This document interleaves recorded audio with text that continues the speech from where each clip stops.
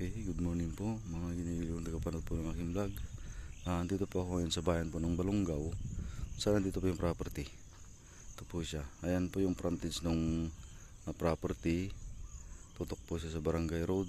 More or less 200 meters po. Mingo Farm po ito. Ayan po. Yung Barangay Road po. More or less 200 meters po siya. Hanggang dun po yan. Ayan po. Overlooking Mountain View po. Ayan po yung mga mango trees nya. Ayan po. Napakaganda po nitong property. Ayan po siya. More or less 12 hectares po ito. Ayan po siya. Ayan po. Napakaganda po ng property. May bukid na rin po siya. More or less 300 po pala yung mango trees po nito. More or less 12 hectares. Ayan po yung boundary. Ayan po sa may bahayan po na yun. Doon pa po sa baba. Diretso po hanggang doon.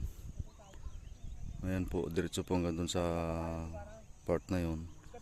Hanggang doon po yan. Ito po. More or less 12 hectares po ito. More or less 300 mango trees. May fish pan na po. Ayan po siya. Ayan po.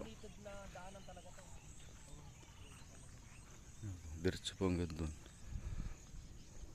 More or less 200 meters po yung frontage. Ayan, overlooking mountain view po siya. Hanggang doon po yan. Ayan po. More or less 300 mango trees po ito. Ayan po, panoorin nyo na lang po sa aking YouTube channel. Kuya Freddy Lat Vlog po. Maraming salamat po and God bless po mga sa